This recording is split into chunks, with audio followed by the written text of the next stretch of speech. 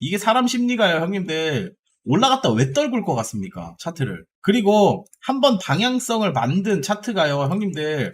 털어내기 어떻게 털어낼 것 같습니까? 그걸 알고 계셔야 돼요, 좀. 방향성을 위로 세력들이 의도적으로 힘을 써서 돈을 써서 방향성을 상방으로 만들잖아요.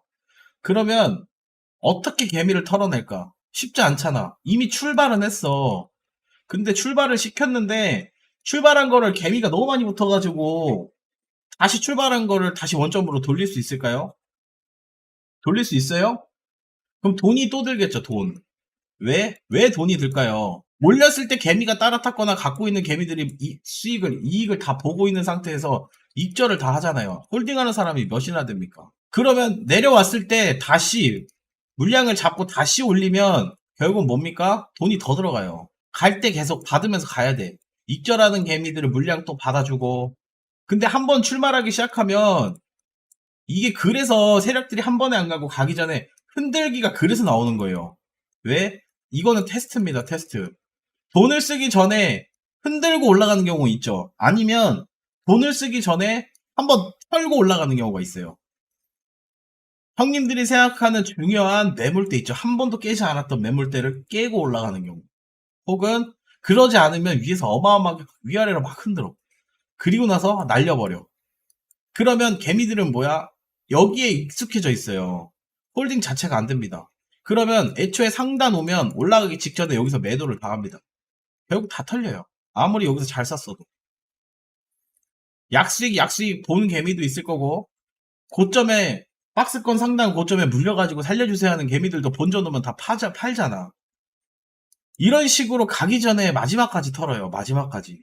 그게 세력들이야. 마지막 테스트까지 다 합니다. 개미들이 얼마나 붙고 얼마나 지금 갖고 있고 이런 걸 테스트해서 이제 올려도 되겠다 하면 그때부터 올린단 말이야. 그러면 그래서 매집이라는 게 나오는 거예요. 기본적으로. 매집이라는 게. 큰 매집이 있고 작은 매집이 있어요. 매집은요. 무조건 큰 매집만 있는 건 아니에요. 작은 매집도 있습니다. 작은 매집이 있어. 그러니까 매집이라는 단어는요. 형님들 에이 그딴 게 어딨어.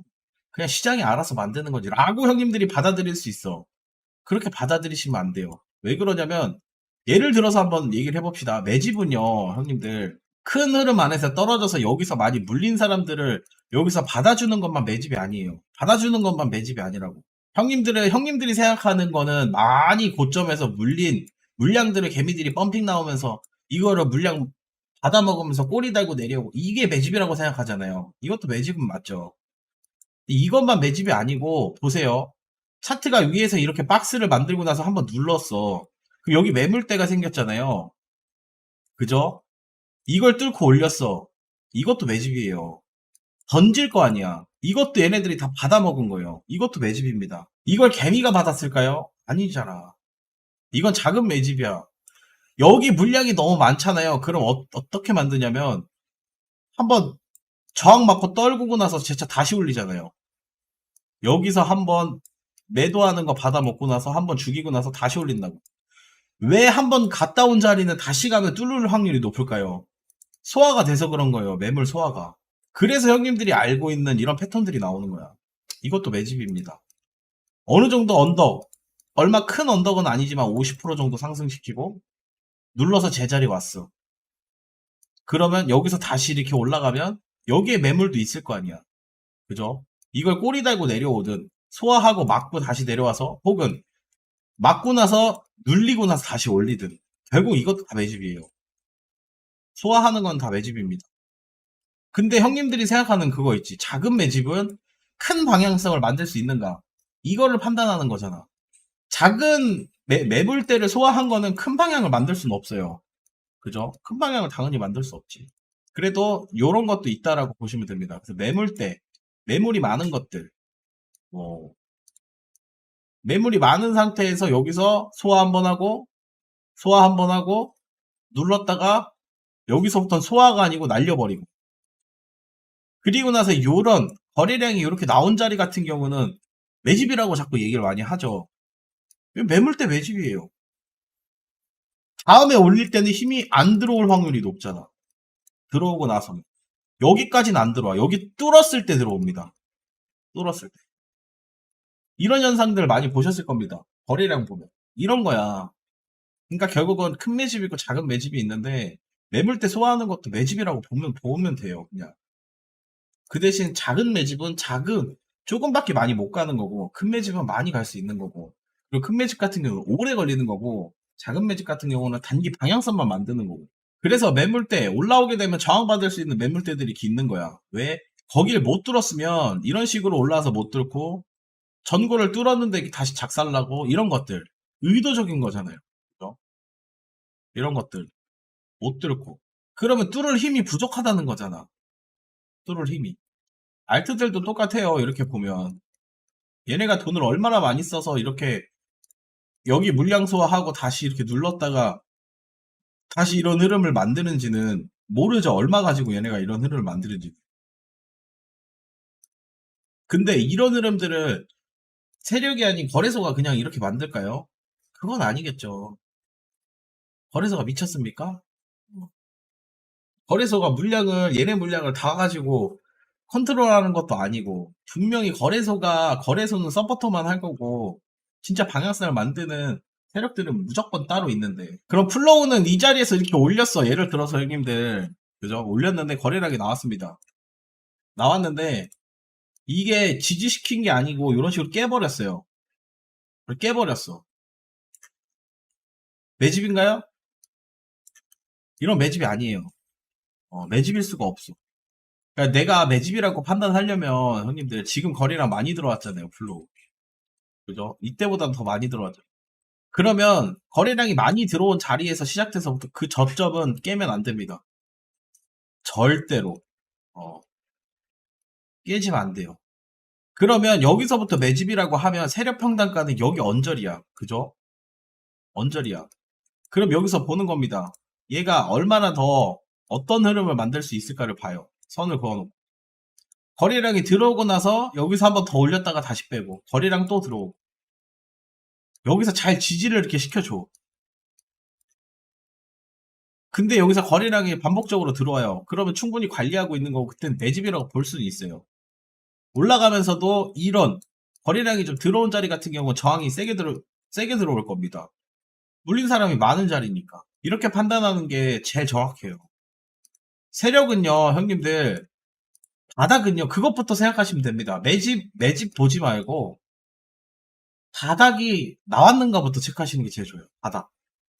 더 이상 떨어지지 않는 구간이 지금 나왔는가 나오지 않았는가 1번이에요. 1번. 거기서부터 체크하시는 겁니다.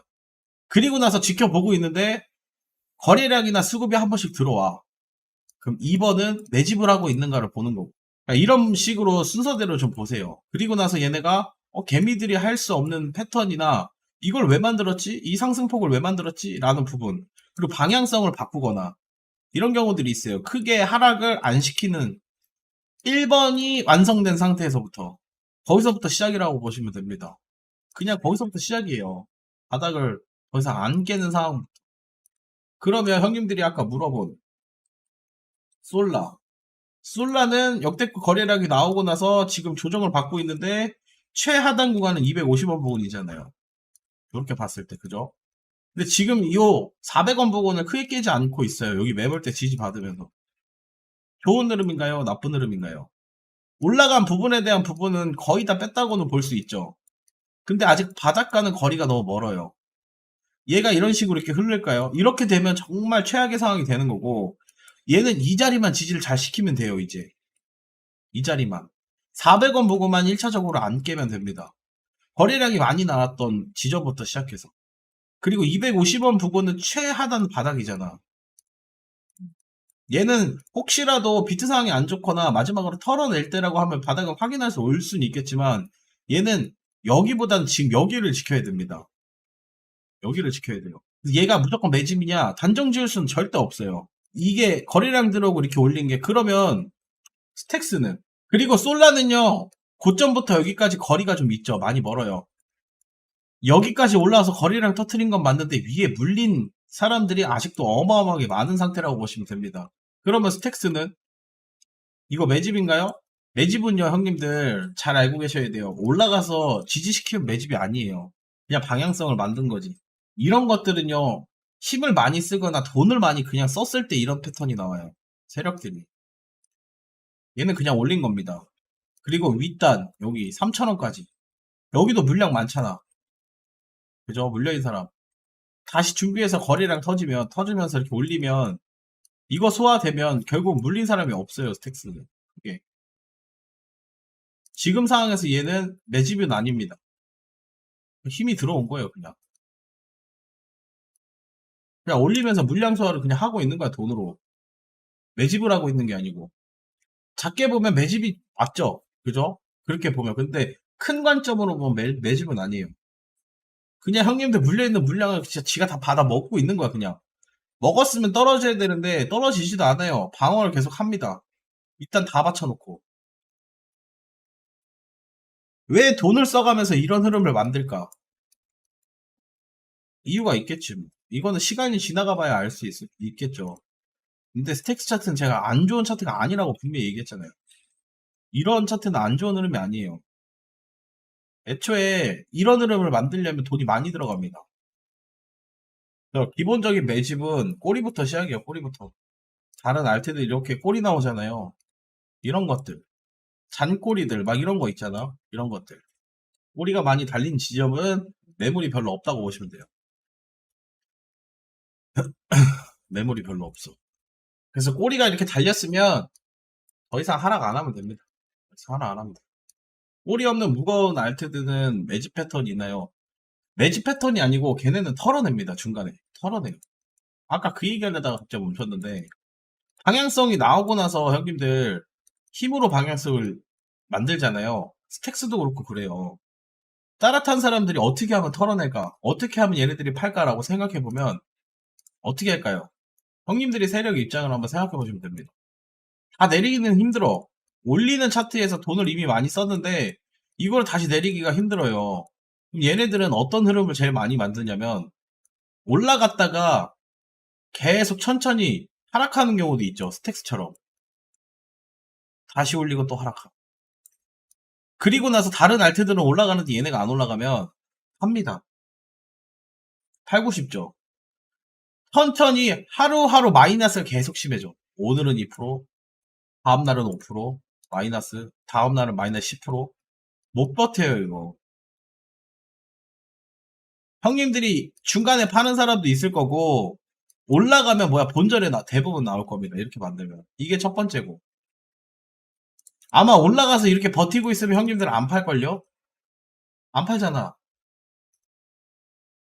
그 두 번째는 힘이 많이 나왔을 때 올라가다가 이렇게 털어버려요. 이렇게 올려버리는 경우가 있어요. 한번 이렇게 털어. 중요한 자리 싹 다 깨버립니다. 이러고 나서 다 말아 올리면서 형님들이 파는 물량부터 시작해서 다 받아먹으면서 그냥 올려버려요. 이것도 터는 거예요. 이렇게 터는 경우 있어. 그래서 제가 옛날에 형님들한테 얘기했던 거 막, 꽃 패턴이라고 막 얘기했었죠. 패턴 나오다 한번 뺐다가 올라가는 경우, 이거 빠지는 경우 있어요. 한번 터는 경우가 있습니다. 이렇게. 가는 중간에 이렇게 한번 터는 경우가 많이 나와요. 그래서 추세가 많이 나온 자리에선 한번 터는 자리에 대한 부분이 형님들이, 이건 터는 거다라고 하면 더 갈 수 있을 거라고 보는 거예요. 아, 털었네. 그럼 더 갈 수도 있겠구나. 제가 형님들, 아비트럼, 예시로 형님들이 아비트럼을 보면 이건 분명히 제가 분석을 했었습니다. 그죠? 예를 들어서 요런 자리 보는 거야. 여기서 박스 나오죠. 그죠? 박스 나와. 이미 힘은 시작됐어요. 근데 남들이 생각하는 박스 1960원 부분 있죠. 누가 봐도 지지를 시켜줘야 되는 자리 깨고 올려버립니다. 이러면 털려요. 단타쟁이들은 털려. 근데 이때 당시 제가 뭐라 그랬습니까? 형님들한테. 깼다가 올라갈 수 있다 그랬어요. 이런 패턴 충분히 나올 수 있다. 이런 건 털어내는 거예요. 근데 이게 코인에만 그런 건 아닙니다. 주식도 그렇고 어느 시장에도 다 있어요. 이미 방향성을 어느 정도 만들어 놨기 때문에 그냥 떨굴 수는 없고 털고 올립니다. 털고 올려요. 이런 식으로. 이 올라간 폭이 많이 되진 않지만 그래도 이런 식으로 터는 경우가 있어. 근데 이걸 안 털리는 방법이 있냐? 라는 부분에 대해서 이렇게 만들고 그냥 올라가는 경우도 있죠. 털고 올라가는 경우도 있습니다. 그거는요, 알 수 없어요. 얘는 털고 올라가냐, 그냥 올라가냐. 그냥 형님들이 관점만 다르게 보는 거야. 예를 들어서 이 자리가 더 갈 거라고 보면 지금 진입인가, 고점 뚫었을 때 진입인가, 전략이 있을 거 아니야. 어떤 패턴이 나왔을 때 진입할 수 있는가. 지금 그냥 박스가 나와서 진입해서 손절 라인 여기 잡으면 무조건 손절이죠. 이건 손절이 나와요. 근데 이때 당시 형님들한테 매수하라고 제가 얘기했던 것도 뺐다가 다시 중간 부분 회복하면 매수하라 그랬어요. 기억들 나시죠? 아비트로. 형님들이 제가 추천해서 먹고 나온 코인입니다. 이것도. 그죠? 여기서 잡으라 그랬잖아. 여기서 매도해. 얼마 먹진 못했는데 그래도 이것도 익절하고 나온 코인입니다. 딱 여기 빠졌다 올라오면 잡으라 그랬잖아. 그냥 올라오면 고점 돌파하면 매수하라 그랬고, 빠졌다 올라오면 중간에 잡으라 그랬고. 기억나시나요? 기억나시나요, 형님들? 방송에서 제가 얘기했던 겁니다. 이렇게 털려. 맞아. 형님들이 뭐 더 갖고 있어도 되나요? 뭐 늦게 샀는데 어떡하나요? 이런 분들 많았잖아. 또 못 사가지고. 차트 좋다고는 여기서부터 얘기했는데 타점은 여기서부터 다시 형님들을 잡아줬었어요. 그런 경우입니다. 이런 경우가 있어요. 털고 가는 경우가 있다. 방향성을 만들면. 그래서 페이크를 저렇게 페이크가 나올 거라고 생각하고 형님들이 페이크만 대응할 전략만 세우지 말고 안 나올 수도 나올 수도 있습니다. 저런 게. 그죠? 그럼 거기만큼 전략을 짜는 거야.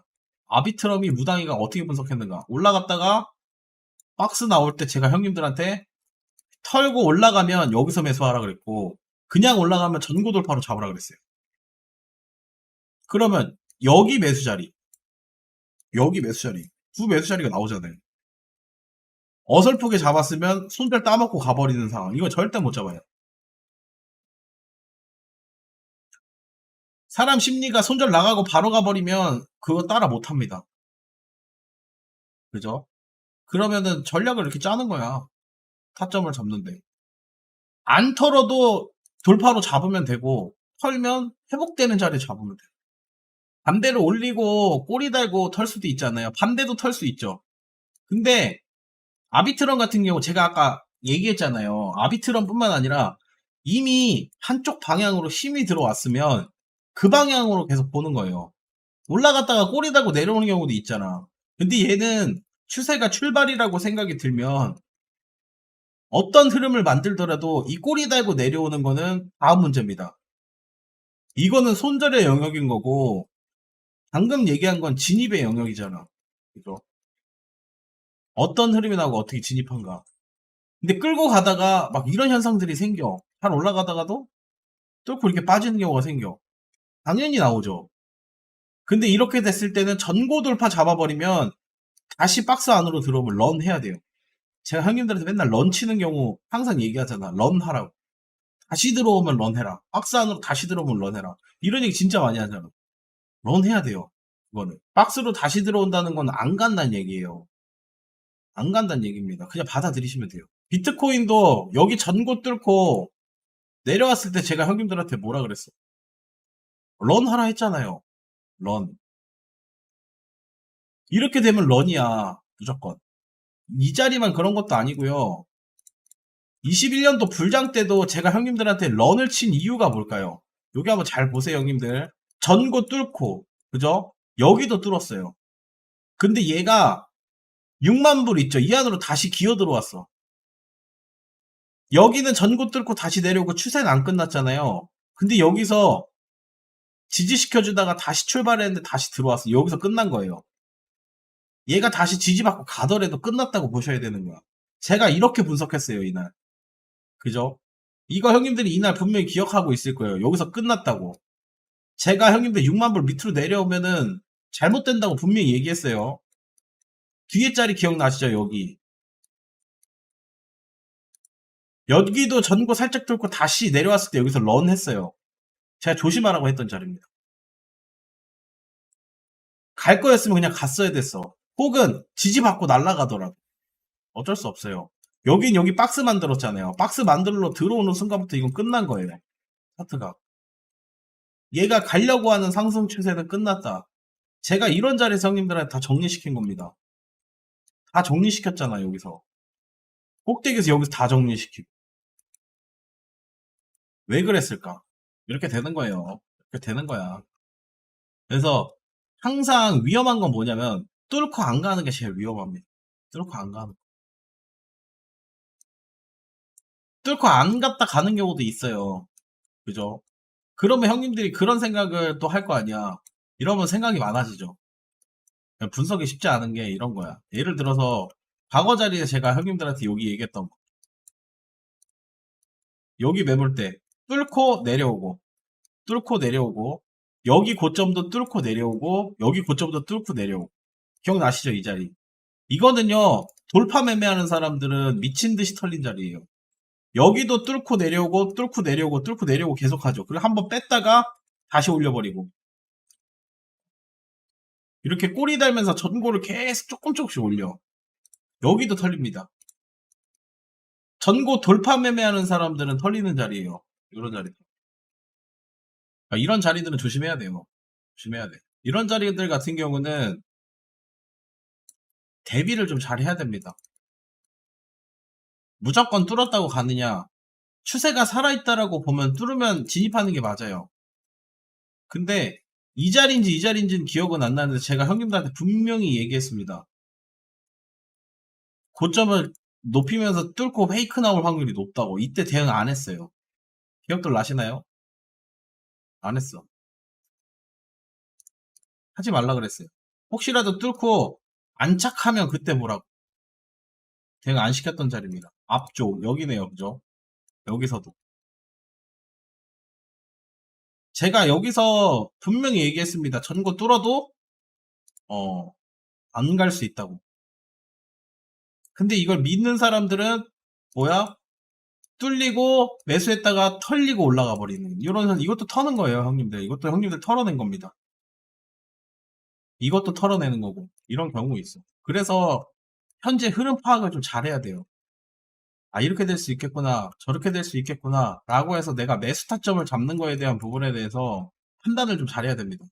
잘해야 돼요. 그 제가 형님들한테 추세 매매를 하더라도 전고 돌파를 저 자리는 잡지 않았어요. 기억들 나실 겁니다. 이거 그랬으면 형님들 와장창 깨졌을 거예요. 저 자리에서 그렇게 매매시켰어요.